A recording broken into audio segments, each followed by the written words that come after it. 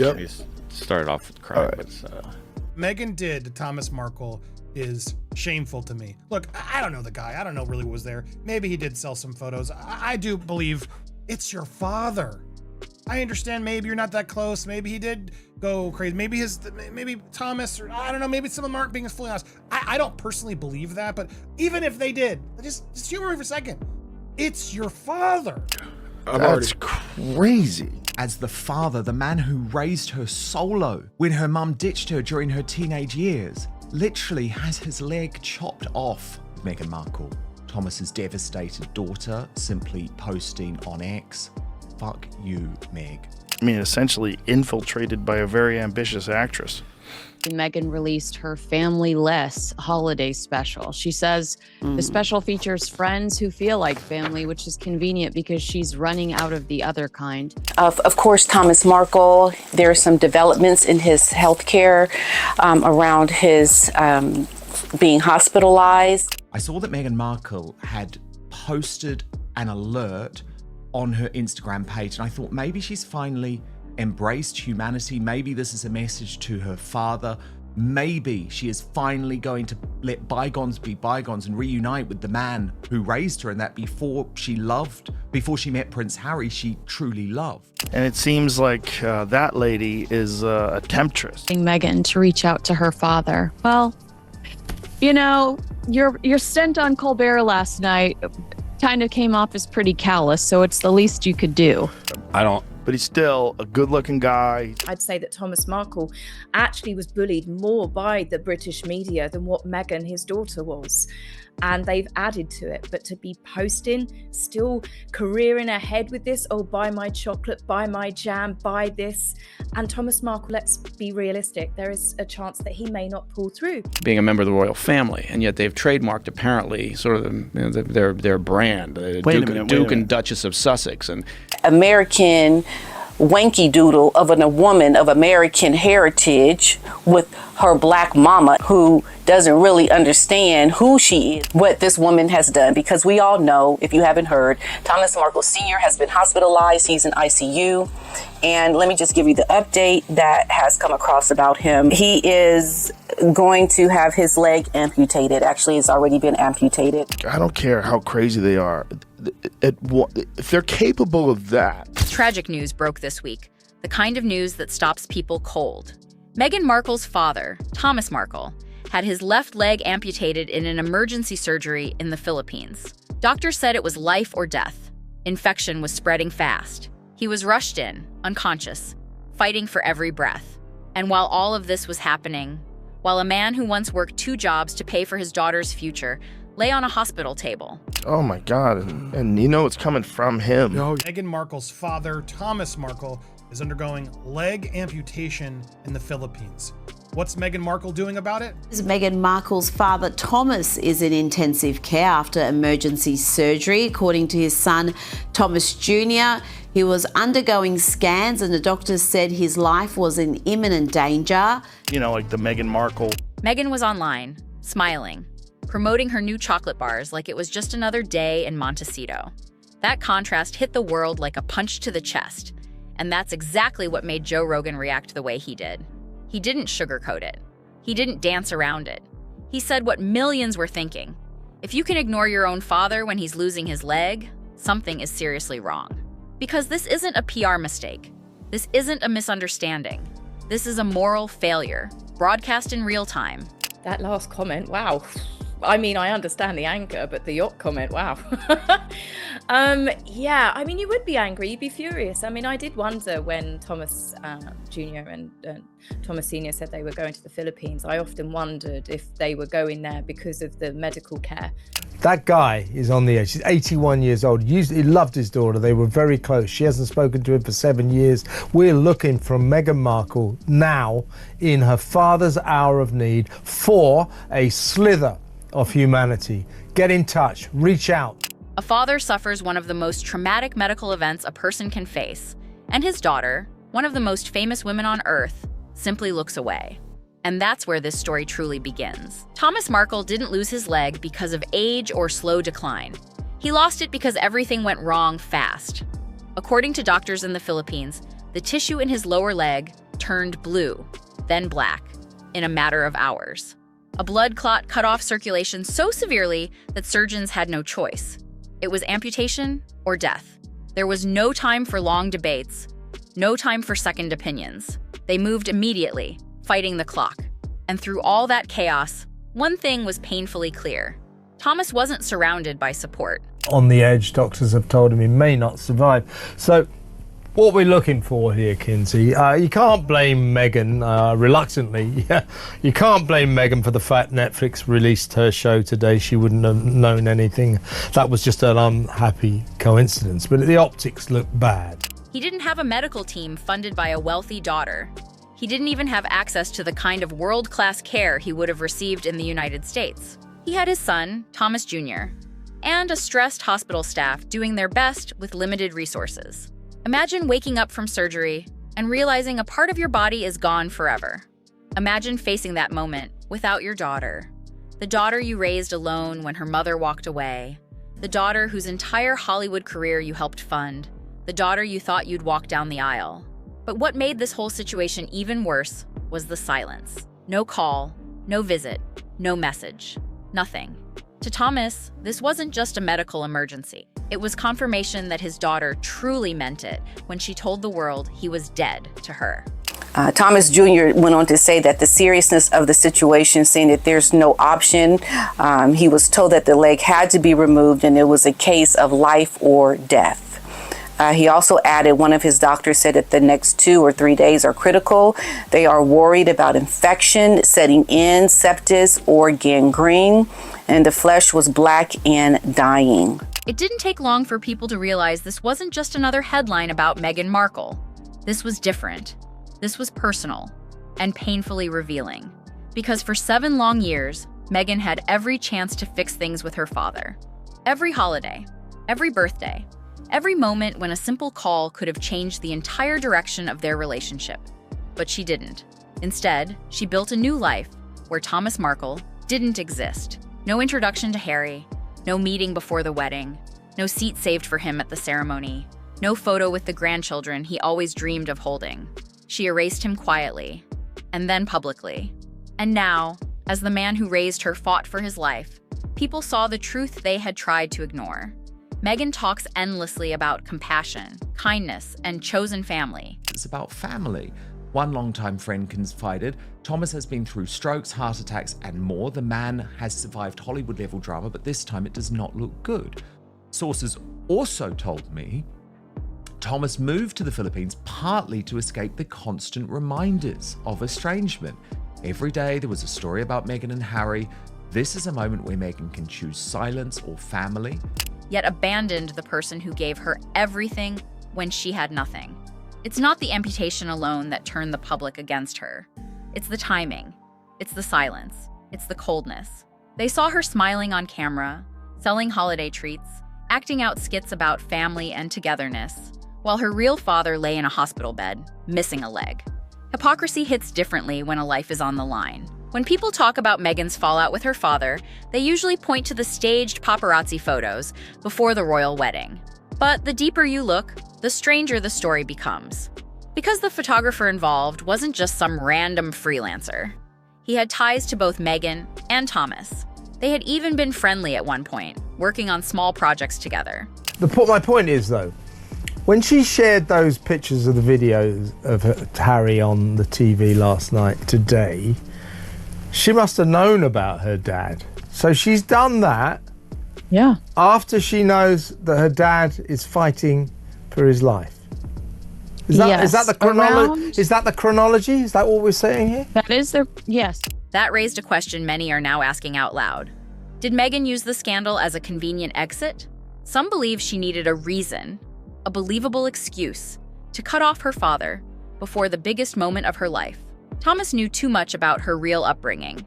He knew the boyfriends, the financial struggles, the relatives, the messy family arguments, the timeline of her rise. He knew what parts of her self-made story didn't match reality. And for someone obsessed with image, that knowledge was dangerous. So when the staged photos surfaced, Meghan didn't pause to ask if her father was tricked or embarrassed. She didn't wait to hear his side. Instead, she slammed the door shut and never opened it again. One mistake became a permanent excuse. One scandal became her shield. And Thomas Markle became the villain in a story he never wrote. But long story short, all right, I do blame Meghan Markle. Meghan Markle, the shit stain of humanity. Yes, Meghan, and I hope you're watching right now. I hope you're watching, Meghan, because you are the shit stain of fucking humanity. You're a disgrace. And I hope people spit in your face when they see you walking down the street. I hope, they throw human feces at you because of how you really are as a person inside. But here's the problem with erasing someone. Real life eventually catches up. Once you zoom out, Thomas Markle's disappearance from Meghan's life doesn't look like an isolated incident. It looks like a pattern. Because Thomas wasn't the first person erased from Meghan's world, and he definitely wasn't the last. Friends from childhood say the same thing. Once Meghan moves up, she never looks back. People who helped her get early acting jobs? Gone. Co-workers who supported her during the tough years? Gone. Even castmates from Suits quietly admitted she distanced herself the moment Hollywood started paying attention. Her family on both sides? Cut out, one by one, until only silence remained. And then came the royal family. At first, she embraced them. She called them warm, kind, accepting. She said she finally found her true home. But the moment friction appeared, the moment her image was questioned, she shut them out completely. The same pattern every time. Closeness, tension, explosion, silence. Anyone who knows her real past, her real story, her real personality, becomes a threat. And that's why her father is so central to this entire situation. Thomas Markle isn't just a parent. He's a witness. Someone who remembers everything Meghan now tries to bury. Thomas Markle, he's due to turn 80 next year, and as we know, he's not been a well man recently, and indeed it was a brush with death just last year that renewed his plea for reconciliation with his daughter Meghan, or Meg. So instead of facing him, she simply removed him from her narrative. But life doesn't let you erase people forever, especially when tragedy forces the truth to the surface. When Joe Rogan spoke about the situation, it wasn't scripted, polished, or softened. It was raw, immediate, and brutally honest, exactly how everyday people were already talking about it. He didn't dive into royal politics or Hollywood drama. He focused on something far simpler: human decency. He pointed out the obvious, something millions had noticed but were too shocked to say out loud. A father loses his leg, and his daughter, one of the most privileged, protected, wealthy women alive, does absolutely nothing. Shame on you for not being able to swallow your pride and go do the right thing by your father. Because to have your father going through everything that he is going through now, and you don't even have the common decency of humanity. No visit, no statement, not even a small gesture of concern. Rogan framed it in a way that cut through all the PR fog. If you can ignore your own father during the darkest moment of his life, what does that say about you? And that's why it hit so hard. Because it wasn't about politics. It wasn't about tabloids. It wasn't about celebrity gossip. It was about the basic expectation that a child shows up when a parent is suffering. When Rogan said it out loud, the whole conversation changed. It became a moral story, not a royal one. A story about character, not fame. And suddenly, Meghan's silence didn't look strategic. It looked cruel. While Thomas Markle was lying in a hospital bed, recovering from the shock of losing his leg, Meghan was doing something that stunned even people who had defended her for years. She was promoting luxury chocolate bars. If you do not see your dad right now on his deathbed, potentially or recovering from what could potentially be his deathbed, and you just let it go, while you're out there debuting chocolate bars, literally on a holiday special about family and togetherness, you are the biggest hypocrite, the biggest scum on earth. This man did not abuse you. This man did not go out there and do horrific things to you. He maybe used the fame, maybe, had some, I don't even know. I can't even, what did he do? There is no excuse, Meghan. There is none. Perfect lighting, perfect makeup, perfect holiday aesthetic. all while her real father was facing one of the worst medical emergencies a human being can experience. And people noticed immediately. The timing wasn't just bad, it was catastrophic. A woman who built her entire brand around words like compassion, family, kindness, and healing suddenly looked like she was living in a completely different universe, one where suffering didn't matter, unless it boosted her image. Then the backlash hit harder, when viewers realized something even stranger. The design of her chocolate packaging looked suspiciously similar to King Charles's coronation invitation. Same motifs, same royal flourish, same style, just repurposed for a $30 snack. To critics, it didn't look creative. It looked opportunistic. Another attempt to borrow royal symbolism while tearing the institution apart in interviews. And then there was her Netflix holiday special, a glossy production about love, unity, and the spirit of Christmas. Except the one person who should have been part of her message, her father, was fighting to stay alive, miles away, without so much as a phone call. Recorded that while his father-in-law was in hospital. Tom Sykes, it's just a despicable new low. Hi, Dan. Yeah, it was a weird, I mean, Meghan, as we know, is the queen of terrible timing. Anything that she seems to do seems to come with the most appalling timing, whether it's, you know, from leaving the royal family itself into the teeth of COVID, or anything that she does seems to have this incredible failure to think through the context of what she's acting in. The PR disaster wasn't because she made a mistake. It was because she didn't seem to care. People keep asking the same question. Why doesn't she just call him? Even once? Even now? But the answer is darker and simpler than most want to admit. Meghan can't reach out, because doing so would unravel the entire story she's spent years building. The moment she picks up the phone, the moment she walks into that hospital room, she admits one thing. She could have done it all along, and that destroys the narrative she has carefully protected, the narrative that painted Thomas as the problem, not her. There's also another uncomfortable truth. Thomas Markle knows everything. Her childhood, her struggles, her real family dynamics, the ex-boyfriends, the mistakes, the arguments, the timelines that don't match the polished versions she tells the world. Reconnecting means risking exposure, and Meghan has never taken risks with her image. Not once. Then there's pride. The same pride that kept her from allowing him at the wedding, from introducing him to Harry, from letting him meet his grandchildren even one time. I'm very upset about it as well, because this is a cruel thing to do to our grandparent. Not to just me, to the King of England as well. Denied the right to see a grandchildren. You have to forgive my voice, but I'm trying to say it the best way I can. If she goes now, people will say it's all for PR.